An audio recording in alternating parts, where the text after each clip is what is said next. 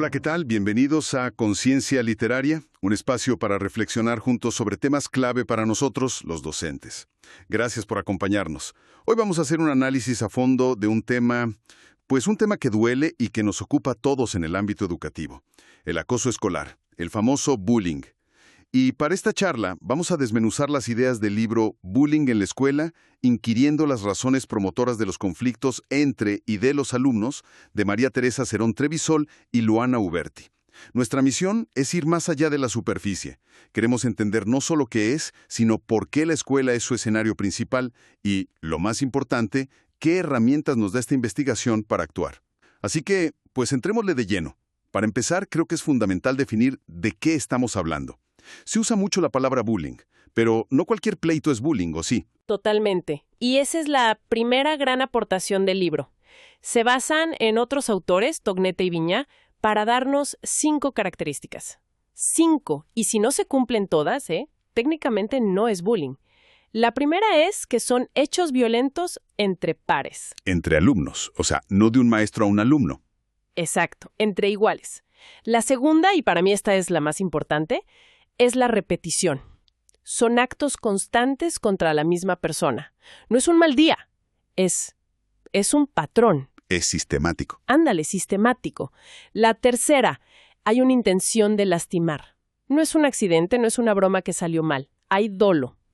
La cuarta, que es la consecuencia, es que la persona que lo sufre empieza a sentirse insegura, vulnerable. Y nos falta una, la quinta, que a veces como que se nos olvida. Y es la que sostiene todo, la existencia de un público, de espectadores. Sin esa audiencia, el acto de poder del autor, pierde muchísimo de su chiste. El bullying necesita testigos para existir. Justo ahí el libro propone algo que a mí la verdad me hizo mucho ruido, para bien. Un cambio de lenguaje. Nos dice, dejen de usar víctima y agresor. Mejor hablemos de albo y autor. Sí, y al principio suena muy académico, ¿no? Pero tiene un fondo poderosísimo. A ver, explícanos por qué. Fíjate, si dices autor en lugar de agresor, el foco está en la acción, en el acto de agredir, no en la persona. No lo etiquetas como el malo para siempre. Abres la puerta a que esa conducta puede cambiar. ¿Y con albo? ¿Qué significa blanco u objetivo? Me imagino que es algo parecido. Justo. Le quitas a la persona ese estigma de víctima, que muchas veces cargamos de lástima, de pasividad. Simplemente describe su posición en esa dinámica. No la define su sufrimiento. La idea es verlos como parte de un sistema que se puede modificar. Ok, me queda clarísimo. Entonces, si esto es una dinámica, vamos a analizar a los participantes, el albo, el autor y esos espectadores. Empecemos por el albo. Según el estudio, ¿qué características suelen tener? Generalmente, y esto es una generalización, claro, son personas con una autoestima, digamos, frágil. Les cuesta trabajo reconocer sus cosas buenas. A menudo son chicos o chicas más introvertidos, tímidos, o que simplemente tienen alguna diferencia que el grupo usa en su contra. Una diferencia que puede ser cualquier cosa, ¿no? Si le va bien o mal en la escuela, lo que sea. Y el libro menciona 2 subtipos interesantes. Uno es la víctima provocadora. Ojo con el nombre, suena a que se lo busca. Exacto, y no es eso. Se refiere a alguien que, por ejemplo, por ser muy hiperactivo o impulsivo, puede generar roces que luego otros escalan a agresión. Y luego está la víctima agresiva, que es una figura muy trágica. Es alguien que sufre bullying, pero que también se lo aplica a otros que ven más débiles. Es una cadena. Una cadena de dolor, literal. Bueno, pasemos al autor. ¿Qué hay detrás de esa necesidad de herir? Lo que el texto llama el núcleo del asunto es una carencia de sensibilidad moral. Es una forma, un poco elegante de decir que le cuesta ver al otro como un igual, como alguien que merece respeto. No hay empatía. ¿Y de dónde viene eso? Frecuentemente, el análisis apunta a la familia, a entornos con poca conexión afectiva, con límites muy difusos o, al contrario, muy autoritarios, o donde la violencia es la forma normal de resolver los problemas. Entender eso es clave, claro. Pero, ¿cómo hacemos como docentes para que entender el contexto no se vuelva una justificación? Esa línea es bien delgada. Es la más delgada de todas. Y el libro es muy claro en eso. Entender no es justificar, para nada. Es tener pistas para saber cómo intervenir. Si sabes que el problema de un autor viene de casa, entiendes que un simple castigo en la dirección no va a arreglar nada. La intervención tiene que ser mucho más profunda. Entendido. Nos falta la tercera pieza del rompecabezas, la que a lo mejor tiene más poder del que cree. El público, los espectadores. Es que ahí está la clave del poder del autor. No es su fuerza, es la validación que le da la audiencia. El silencio de los demás, la risita nerviosa, el no meterse. Todo eso es el aplauso que él necesite. Y me imagino que ese silencio viene del miedo. Miedo a ser el siguiente. Principalmente del miedo, sí. Pero el libro cita a otra investigadora, Silva, que los clasifica en 3 tipos que todos hemos visto en el patio. Están los pasivos, que son los que callan por miedo. Están los activos, que le echan leña al fuego, los que se ríen, los que animan. ¿Los ayudantes, digamos? Los ayudantes. Y luego están los neutros, que es un grupo que a mí me preocupa mucho. Los que ven el sufrimiento y de verdad no sienten nada. Hay una desconexión emocional brutal. Y todo este drama, con estos 3 roles, se da casi siempre en el mismo lugar. Lo que nos lleva a la pregunta del millón. ¿Por qué en la escuela? ¿Qué tiene la escuela que la hace el escenario perfecto? El libro usa una frase que me encanta. La describe como una reproducción en miniatura del mundo. Es el primer gran laboratorio social después de la familia. Es donde aprendes a convivir, a negociar, a enfrentarte a gente que no piensa como tú. Y se supone que la escuela debe formar para la vida, no solo enseñar matemáticas. Justo, pero ahí algo se rompe.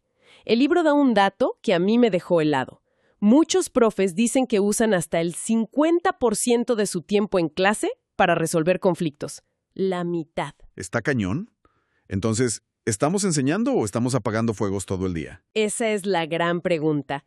Y la crítica del texto es que muchas veces la escuela ve el conflicto como una interrupción, como algo que estorba la clase en lugar de verlo como lo que es, una oportunidad de oro para aprender a convivir.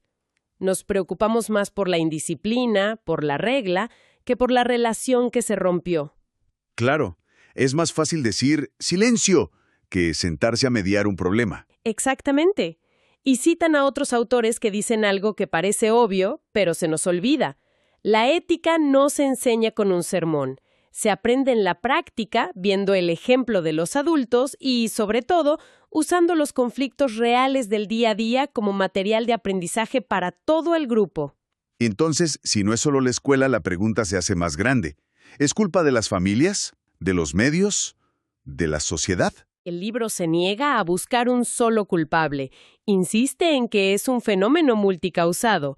Es el choque entre el desarrollo individual del chico, lo intrapersonal, y todos los contextos que lo rodean, lo interpersonal. Y mencionan 3 pilares en la construcción de la personalidad donde algo puede fallar. El primero es el reflejo cultural y social. O sea, los chicos están bombardeados por estereotipos, por modelos de éxito a veces súper agresivos. Los villanos de las series a menudo son los más carismáticos, ¿no? Cierto. El malo a veces es el personaje más cool. El segundo pilar, me imagino, es la casa. La base moral de los padres, sí. La relación primaria es fundamental. El uso de castigos que humillan, el sarcasmo constante o, por el otro lado, la falta total de límites. Todo eso va debilitando la idea que el niño tiene de sí mismo. No aprende a valorarse. Y si no te valoras a ti mismo, Difícilmente vas a valorar a los demás. Y ese es el tercer pilar, el carácter ético, que no es más que la construcción de la autoestima y el respeto propio. El libro lo dice con todas sus letras. Para respetar al otro, primero tienes que respetarte a ti.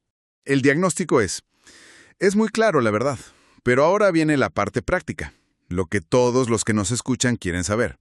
¿Qué hacemos? Si castigar al autor y consolar al albo no es suficiente, ¿cuál es la alternativa real? La propuesta central del libro es un cambio de chip, pasar de la punición, del castigo, a la educación para la autonomía. El objetivo no es tener alumnos obedientes por miedo al castigo, sino formar personas que piensen por sí mismas, que elijan actuar bien y que tengan herramientas para resolver sus broncas. Suena muy bien, pero ¿cómo llevas eso a un salón de clases un martes a las 10 de la mañana con 30 adolescentes? Pues el libro da estrategias muy concretas. La más potente que mencionan son las asambleas de clase o rondas de conversación. Y ojo, esto es clave. No es una charla informal. Es un espacio con reglas, moderado por el profe, donde se discutan los problemas del grupo. Pero no para cazar brujas. ¿Sino para qué? Sino para entender qué pasó, cómo se sintieron todos los involucrados y, lo más importante, qué podemos hacer como grupo para que no vuelva a pasar. Me imagino que moderar eso debe ser un campo minado. Cualquier profe podría pensar, ¿y si se convierte en un linchamiento público contra un alumno? Claro, el riesgo existe. Por eso el libro insiste en que no se puede improvisar. El docente debe establecer reglas claras. Aquí no se ataca a personas, se discuten acciones. Se enseña a hablar en primera persona. Yo me sentí mal cuando, en lugar del acusador, tú hiciste. Es un proceso lento, pero es lo que realmente transforma la dinámica del grupo. Y en estas asambleas, ¿qué pasa con los espectadores? ¿Cómo se les involucra para que dejen de ser, cómplices silenciosos? Ese es el trabajo más fino. Con ello se busca cultivar lo que el libro llama la indignación moral. O sea, que ver una injusticia les genere un rechazo activo, no una indiferencia. Se les da la palabra, se valida lo que sienten. Se les hace ver que su silencio pesa, que no hacer nada también es una forma de actuar. Que dejen de tenerle miedo al autor. Y que el autor empiece a tenerle respeto al grupo. Cuando la mayoría dice, ya basta, esto aquí no, el autor pierde su escenario, se queda sin poder. Todo esto tiene mucho sentido, pero lo que le da un peso enorme al libro es que no es pura teoría. Hicieron una investigación, hablaron con 171 adolescentes. ¿Qué les dijeron ellos? Y lo que dijeron es una joya. Primero, sobre la escuela. A la mayoría le gusta ir, pero por sus amigos. Y cuando les preguntan qué es lo que menos les gusta, una respuesta muy frecuente es algunos profesores. ¡Auch! Eso duele, pero es importante escucharlo. Mucho, porque nos habla de la necesidad de construir vínculos. Si no hay confianza, no hay petición de ayuda. Luego, sobre su propia participación, fueron sorprendentemente honestos. Entre el 20 y el 36% admitió haber maltratado a alguien alguna vez. Es altísimo. Altísimo. Y más del 40% dijo haber sido maltratado. O sea, estamos hablando de que casi la mitad del alumnado ha estado en uno de los dos lados de la moneda. Esto no es un problema de algunas manzanas podridas. ¿Y qué tipo de agresiones son las más comunes?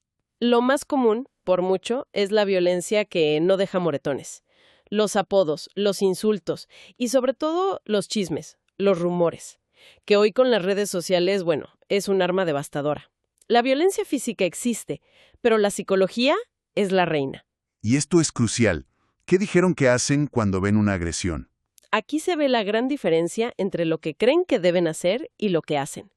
La mayoría dice, lo correcto sería ayudar, pero un porcentaje muy alto, entre el 10 y el 26%, admite que lo que hace es irse, hacerse el que no vio. Por miedo. Principalmente por miedo. Miedo a ser el siguiente en la lista. Y ahí está el nudo del problema. No es que no tengan valores, es que no se sienten seguros para defenderlos. ¿Y cómo sienten que actúa la escuela? ¿Sienten que los respalda? Ahí las opiniones se dividen. Un grupo grande siente que la escuela ni se entera o que no hace nada realmente efectivo.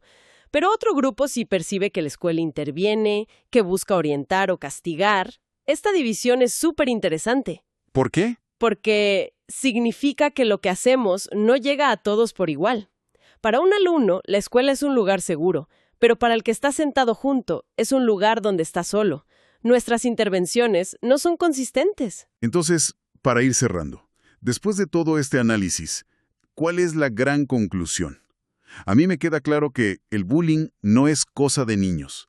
Es un síntoma de algo mucho más grande, de fallas en cómo nos relacionamos, en cómo enseñamos valores y sobre todo en cómo ayudamos a los chavos a quererse a sí mismos. La investigación nos obliga, creo, a movernos de la lógica del castigo a la de la formación. La verdadera solución no está en poner más reglas, sino en crear más espacios para hablar, para sentir empatía, para resolver los problemas juntos. Exacto. El objetivo es la autonomía, no la obediencia ciega. Y el texto nos deja con una última reflexión, una idea muy poderosa para todos los que estamos en el aula. Si el bullying vive del silencio de los espectadores y ese silencio nace del miedo, entonces, una de las tareas más urgentes de la educación no es solo enseñar a ser buenos, es enseñar a ser valientes. Y la pregunta que se queda en el aire es, ¿cómo se enseña el coraje moral en el día a día de una clase? Una pregunta increíble para terminar. Esperamos que este análisis les haya servido, que les haya dado ideas. Si quieren seguir profundizando, los invitamos a unirse al canal de YouTube Conciencia Docente. Y por favor, si creen que este material le puede servir a un colega, no duden en compartirlo. Muchas gracias por escuchar.